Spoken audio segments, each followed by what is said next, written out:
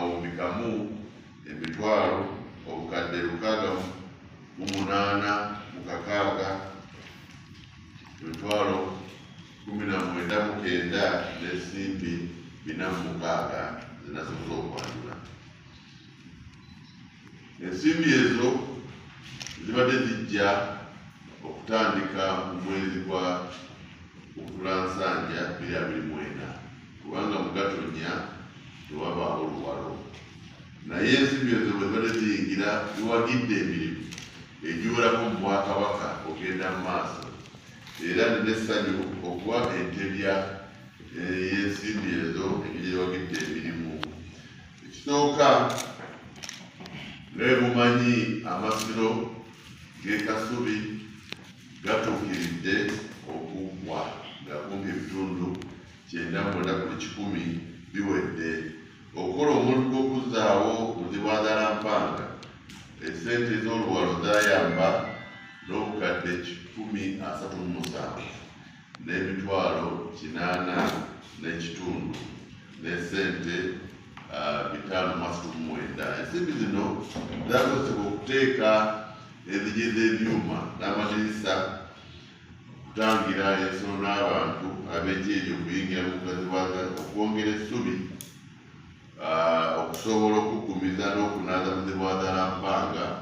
Essubi eryasookako kuba bwe yatonnya lyakka, era enteekateeka bw'ebeera newasobola ate okulayo essubi eddala eriwerako okugumiza n'okunaaza, okuteeka emyaliro egirambika entuula naddala Muzibwazaalampanga, n'okuwundamunda, kubanga okuwundamunda okwo embugo ezibadde zeetaagisa mpitirivu, naye oluwalo lwawagira enteekateeka eyo n'obukadde 137. Ekyokubiri, ensimbi zino zekyawagira y'enteekateeka y'okuwagira Kabaka Education Fund, ekittamu Ssaabasajja kiteekawo okuwagira abaana abasoma nga tebalina buyambi bumala, era obukadde 116 n'emitwalo 9.5 zezaateekebwa mu kittako kino okwongera okuwagira abaana ba Buganda okusoma. Ku baana abaawerera mu nteekateeka ya Kabaka Education Fund, omutemwa gw'ensimbi guno gwakozeseddwa okuweera abaana abali ku sikaala enzijuvu. Waliwo basale nga Ssaabasajja yakwatira ku bazadde, ate waliwo n'abafuna abatono ab'enkizo sikaala enzijuvu, era ensimbi zo gyezasinga okugenda naddala abaana abava mu masaza abasoma obusawo obw'okuzaalisa mu Mmengo School of Nursing. Abo abasoma sikaala ez'okuzaalisa mu School of Nursing basasulirwa mu bujjuvu sikaala zaabwe, oba Mmengo Hospital etuwa ebitundu 5 ate n'Obwakabaka ne bulonja ebitundu 5. Obwakabaka bulina enteekateeka y'okuweera abaana abasoma obusawo obw'okuzaalisa okuva amasaza 18 gonna. Era enkola eno yatandika nga twatandika n'abaana 6 era gye bali kati basoma. Bannamawulire tuyinza okugenda ne mwogerako nabo gye bali mu Mmengo School of Nursing.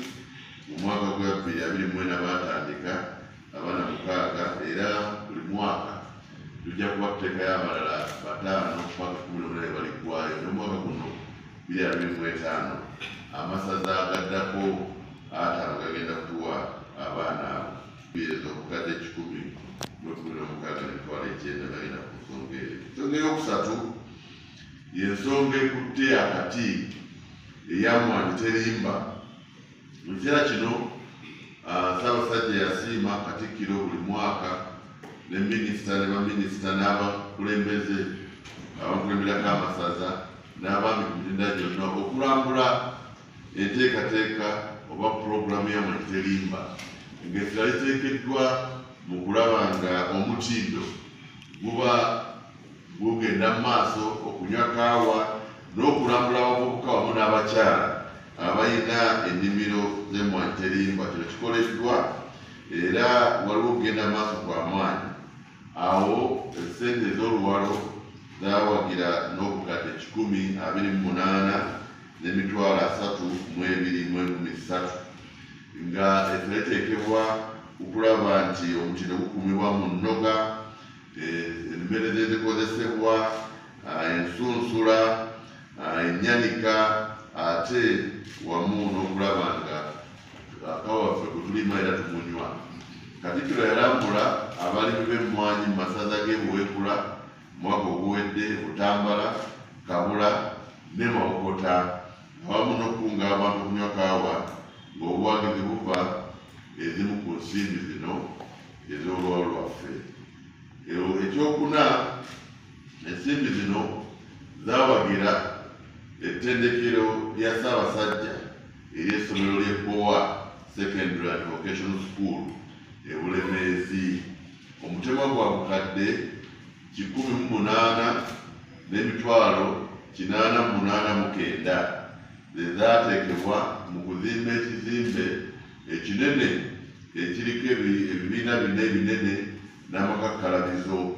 Oluvannyuma okuzimba ekizimbe ekyo, waliwo okusituka mu bungi bw'abaana abasomera mu ssomero lino. Weekiro ekyo nga kinnazimbwa, abaana mu ssomero lye baali 119.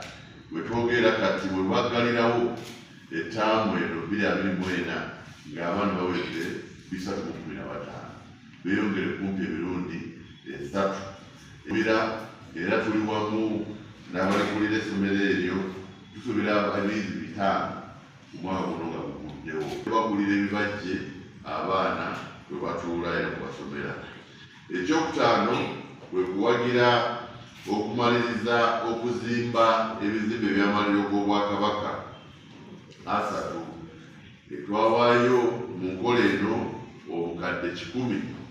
Obukadde 10 nga bwali buluubirira okukola wansi oteekamu terazo amalwaliro 3, era omulimu gwatambula bulungi. Era Ssentebe Dokita Oweekitiibwa Babanda ali wano yalambula amalwaliro gano n'akakiiko ke, era ajja kubaako ebitundu byayogera ku nsonga eyo. Okuwagira enteekateeka ya bulumwansi ne butonde bwansi bwawagirwa n'obukadde 54,360. Obutonde bwansi olwalo luyambyeko nnyo okulaba nga waliwo emisomo egyo mu wansi mu Bwakabaka ebyokulwanyisa ebintu ebityobula obutonde bw'ensi ate n'okusimba emiti bigenda mu maaso. Ekyomusanvu kwe kuwagira ensiisira z'ebyobulamu mu Bwakabaka. Ensiisira z'ebyobulamu mu Bwakabaka zitinta kumpi buli mwezi, era ensimbi obukadde 1,903,8 sente ezava mu luwalo zagenda okuwagira ensiisira z'ebyobulamu. Obubaka bwe zitegeka wano buli Lwakuna ne Lwokubiri wabeerawo oluwalo waliwo ensiisira z'ebyobulamu mu ddwaliro lya Ssaabasajja eritambulira ku mipiira ey'emmotoka. Naye ate era Minisitule y'ebyobulamu ey'Obwakabaka egenda mu bantu n'ebutuusa, era mu nteekateeka eyo abantu abakunuukiriza mu 4,000 bafuna obujjanjabi ewankulukuku, mu Lubiri Emmengo, eBweyogerere, Busujju, Bulemeezi ne Butambala, nga ssente ezo obukadde 1,803 ziyambyeko ku nteekateeka eyo. Ekyomunaana, Minisita w'okukunga abantu ba Ssaabasajja ate ne Minisita gavumenti ez'obutundu okugenda mu bantu ba Ssaabasajja obategeeza n'obakunga n'obatuusaako amawulire, ate n'okulaba nga okulwanyisa siriimu Ssaabasajja emunyeenyeso mu nsonga eno ng'asiima abasajja tubeere abasaale ku nteekateeka eno okutasoma n'obwobuwala. Obukadde 105 bwe bwatekebwa mu nsonga eno, ng'ensimbi zino obukadde 105 ezisinga zaawagira okugula pikipiki 83 ezaweebwa abaambi b'amagombolola abali basigaddeyo okusobola okukunga abantu ba Ssaabasajja naye n'okulwanyisa ente ya Mukenenya mu Bwakabaka. Ekyomwenda, emirimu gino bwe giba gitambula, abantu ba Ssaabasajja ab'amasaza bayita mu bingi okukunga abantu. waddayo ebitundu 3/10 ku ssente ezibazikunganyiddwa era biyambe ku mirimu eyo ku masaza, era ebitundu 3 ebyo mwavaamu obukadde 5,585 ezaddayo okuwagira amasaza ku mirimu. Ensonga eno abagirinamu ddala mu bwenyi be bamagombolola, era nabo ebitundu 10 ku buli 100 buddayo eri abamagombolola okubayamba okutambuza emirimu mu magombolola, era obukadde 168 n'emitwalo 669 zaddayo eri abamagombolola okubawagira ku makakalabizo gaabwe n'okutambuza emirimu. Era mu nteekateeka eno abajja okukiika embuga n'oluwalo, Ssaabasajja asiima n'abagabula, tujjako ensimbi tuloba nti abantu baffe bafuna olwendo lw'amazzi ate n'ekyokulya obukadde 132 n'emitwalo 19,800 zagenda ku nteekateeka eyo. Enteekateeka y'owaffe Majestic Brands yegiwamu omutwe, wasangawo wema, ebizindaalo, entebe ennungi zebatuulako, ebyuma ebikasuka amaloboozi, ebyokwerinda, bannaffe bannamawulire, ebirabo wamu n'okutambuza emikolo nga bwe giba obukadde 79 n'emitwalo 25,100 gyagenda ku nsonga eyo. Ate ekisembayo wadde sikyakomeredde, certificates zino zetuyitamu abami ze batwala n'abantu ozikubisa n'oziteekako laama enneekusifu eremesa abeekingi abaagala okuzijigiira, yamalawo obukadde 265 n'emitwalo 95 mu nteekateeka eyo. Awo essente omugadde akawumbi akamu n'obukadde 6,860 ne ziba nga bwe zasaasaanyizibwa okuwagira emirimu gy'Obwakabaka bwa Buganda ku bantu ba Ssaabasajja. Obwakabaka bwettanira Federo, naye Ssaabasajja yasiima nga bwe tulinda Federo ey'amateeka, Federo ey'obikolwa mu bantu etambule. Njagala okwebaza ennyo abantu ba Buganda abawagidde enteekateeka eno. Gavumenti ya Ssaabasajja nesobola okutuusa obuweereza eri abantu be ebikolwa owa Federo w'ebikolwa, era nebaza ssebo Oweekitiibwa Kawuki ne Minisito n'abantu b'otambula nabo, ate nebaza n'abaami ba Ssaabasajja buli mutendera, abaami ab'amasaza abaweddeyo balaba wano, ate n'abamagombolola ab'emuluka n'abatongole abatembeza ensonga eno okulaba nga gavumenti ya Ssaabasajja etakuŋŋaanya musolo esobola okubaako obuweereza bw'etuusa eri abantu ba Ssaabasajja. Ebintu byonna byenjogeddeko ebisinga birabwako, era nsaba nnyo era tukubiriza abantu ba Buganda bwe bagamba nti bakoze kino lwakiri, oba oli bulemeezi yitako ebboowa olabe ekizimbe ekyo, oba Busiro genda olabe ku malwaliro, kuba atwale ekiseera kino ekiddako ayanjule abali wano, ate bw'anaamala ayite n'abalala betwatesezza okwongera ku nsonga eyo. Ayi Katonda kumanyiriza eno, Ssaabasajja Kabaka.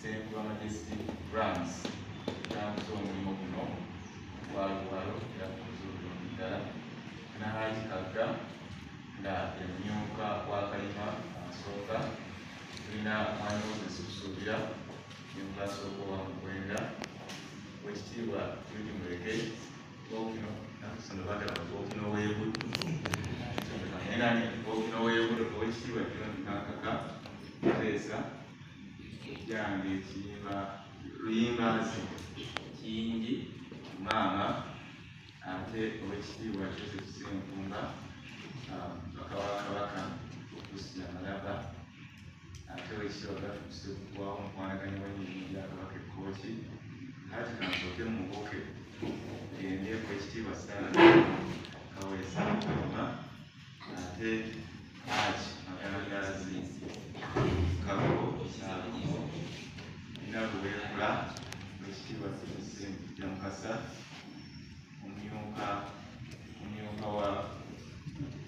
wa Muteesa Charles Namukwaya, omumyuka wa Kimbugwe Kyalana Kyambadde, omumyuka wa Ssebwana Kayongo Vincent yaleeta ekirowoozo nti n'abalala bakole ng'ab'ensangi tuli ku bitabo alanga nti enteekateeka yaliwo Luweekula asooka, ate n'omumyuka asooka wa Mugerere.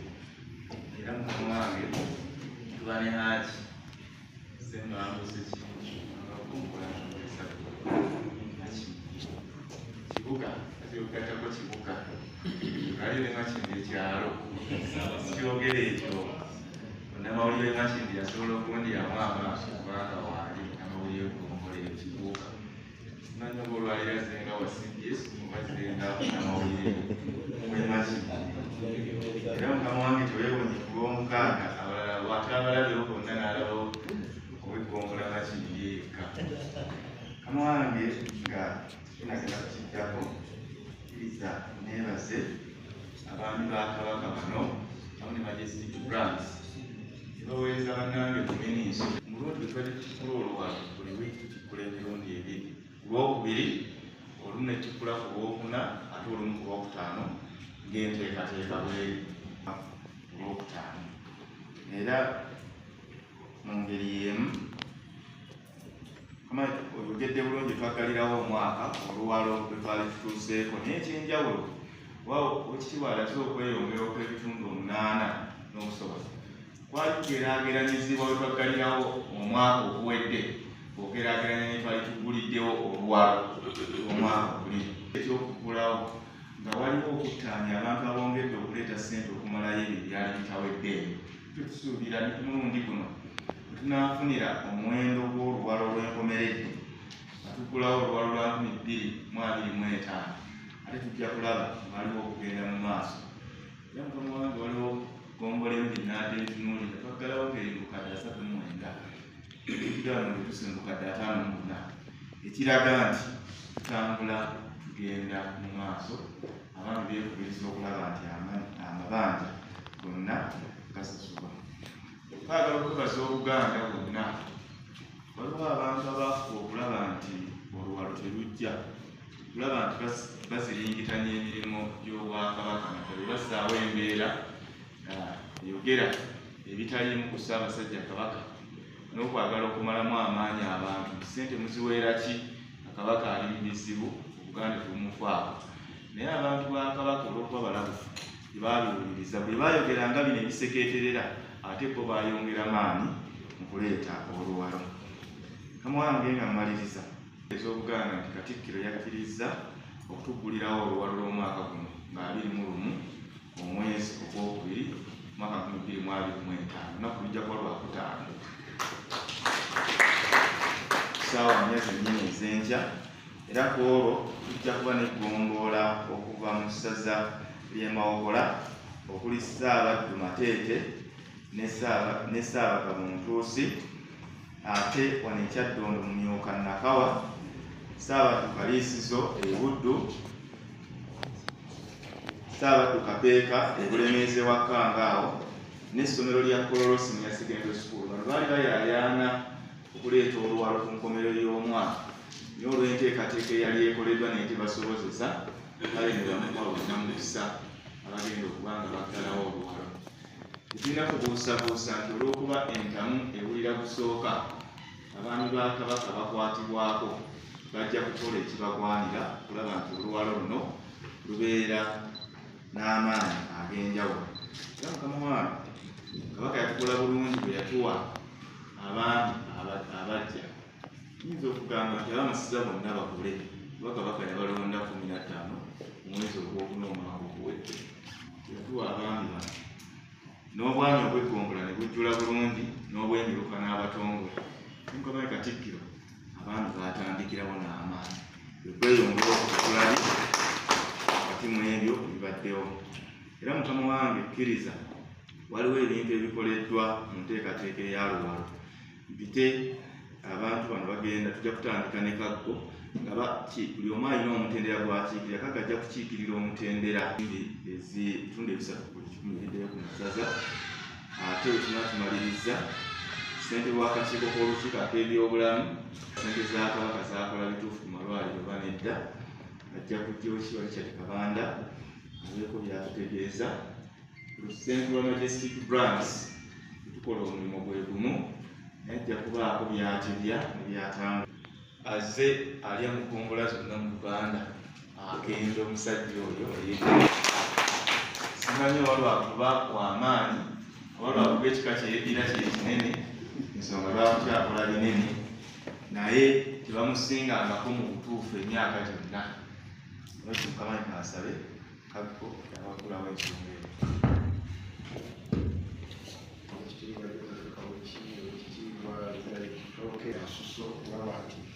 Batuyita naffe tubeeko kyetwogera ku nsonga sookera twebasasabasalirawo oluwalo lwaffe luno kubanga yemu onkwaso ekwata waggulu ne wansi abanyamanya Kabaka waabwe ne bwakeera ku makya satifikeeti zisanga bazitadde mu mayumba gaabwe obugiro abalala bizinesi zaabwe bakuteekera ddala ne bwatuulira ddala mu ofiisi ye ngafuna ebitundu 3 wansi ebitundu ebyo 3 buli 100.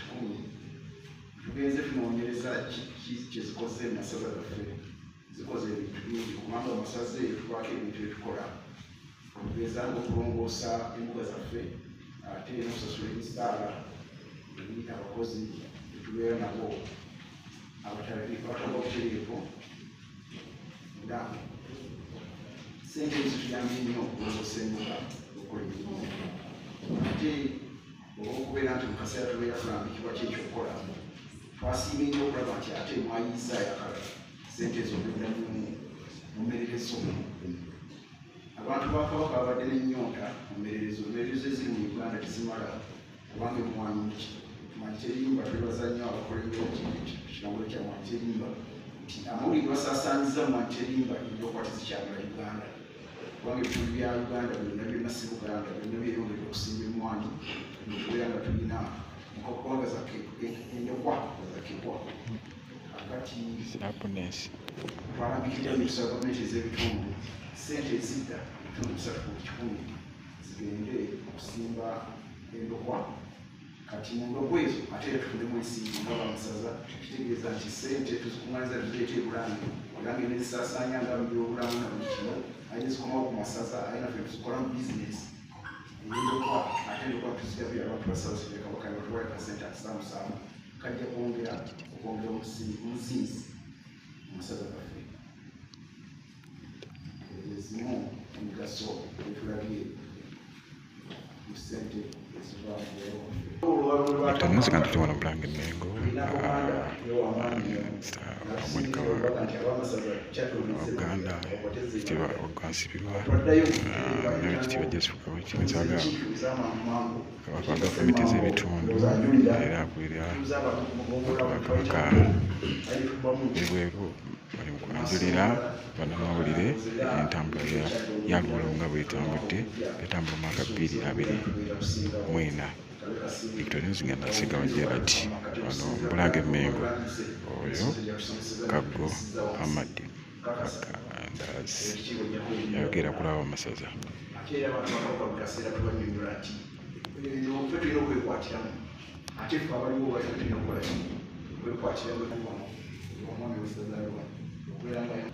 Abeeko byakutegeeza ku byalaba malwaliro.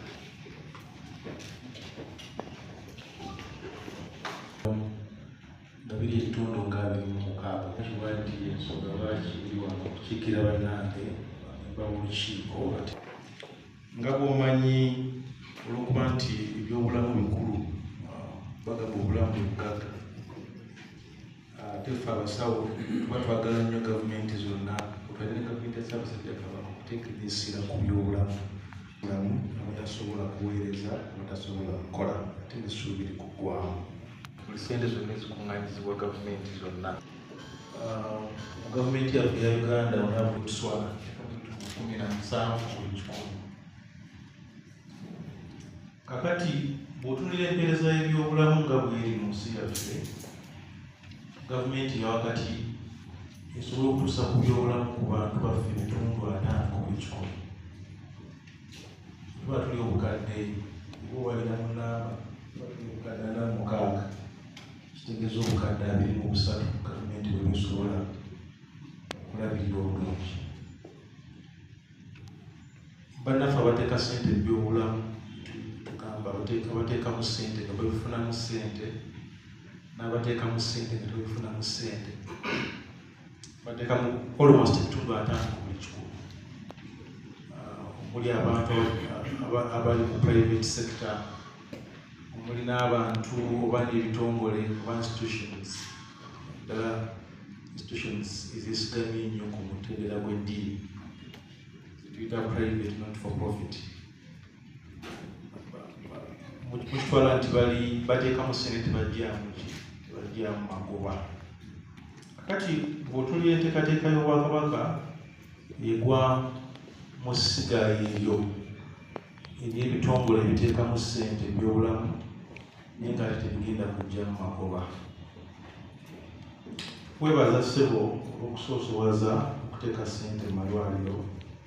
Amalwaliro gana 3 ageyongedde ku malwaliro 2 eriri e Lukalasa Bulemeezi ate n'eri wano kumpi Ensanje Busiro. Amalwaliro ago 2 obulwadde gaba gasangiddwawo. Bw'otuna enteekateeka y'amalwaliro gana 3 ssebo Kitiibwa Katikkiro olaba nga ate go gali ku mutendera omuneneko okusinga ku gali amalwaliro.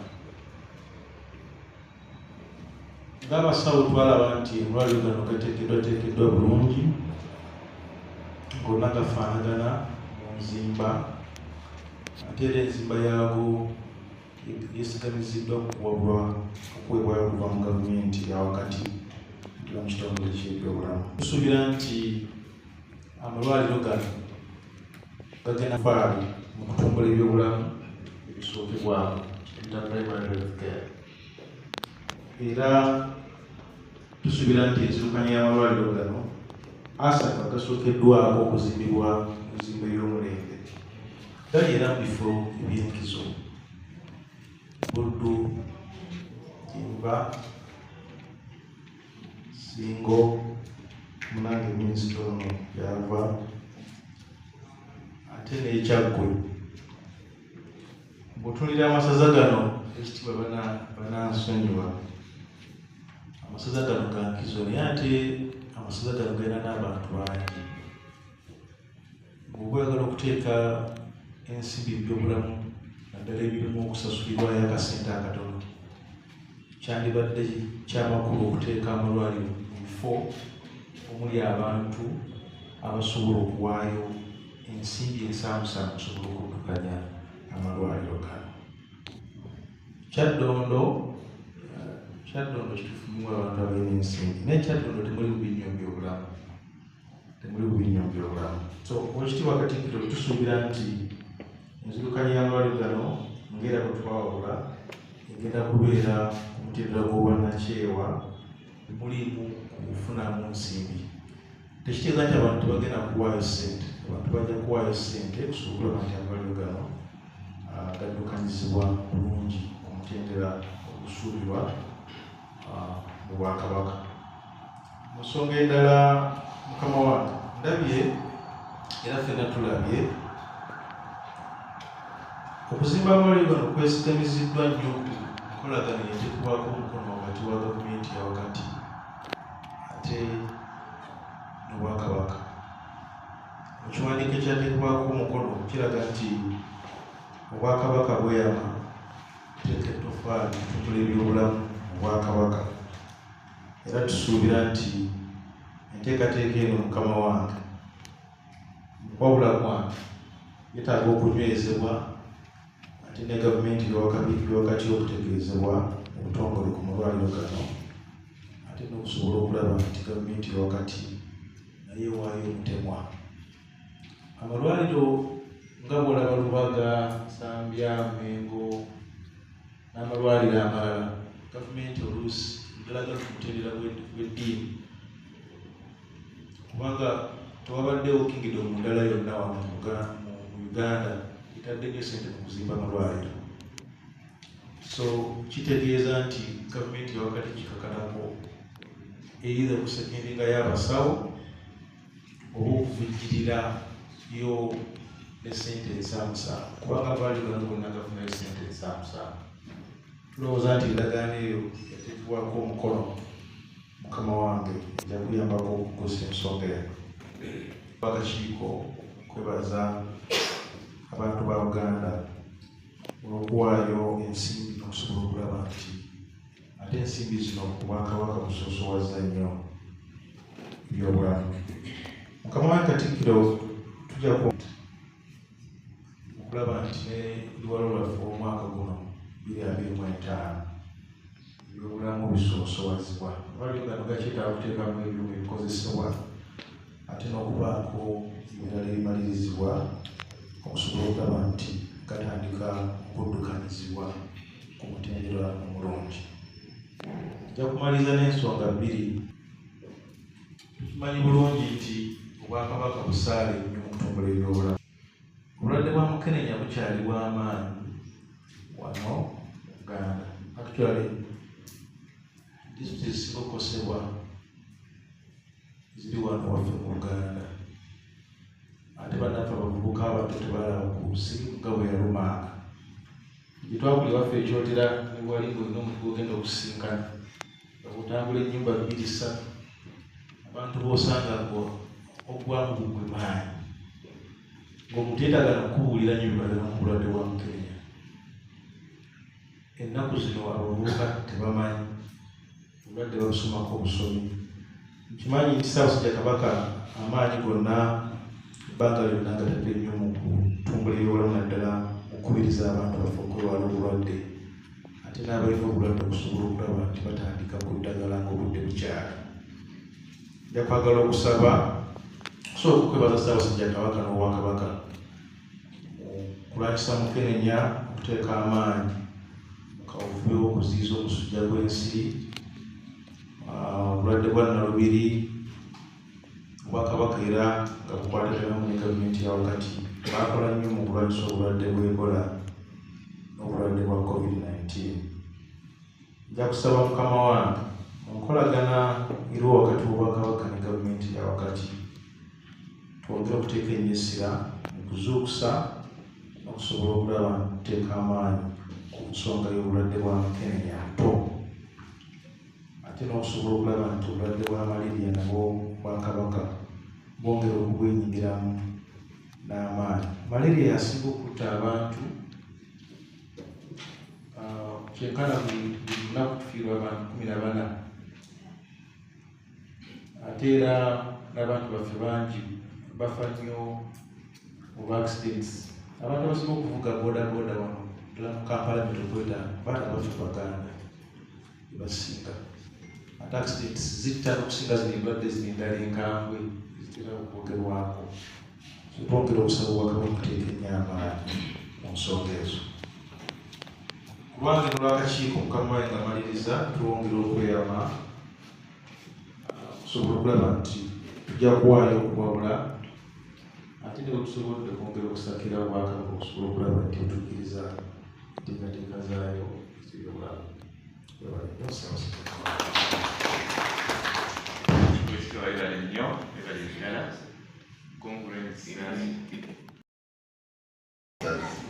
naye nga nsonga nkulu era etwaliddwa. Njawo okuddamu mwebale nnyo bale ddala, mbaagaliza ekiseera ekirungi, mbaagaliza obugabirizi obulamu obulungi n'ekisa kya Katonda. Aye Katonda kumanyirize. Okuyiriza kusaba ate ab'akakiiko k'abaamasaza bwe tumaliriza wano batuyimire ate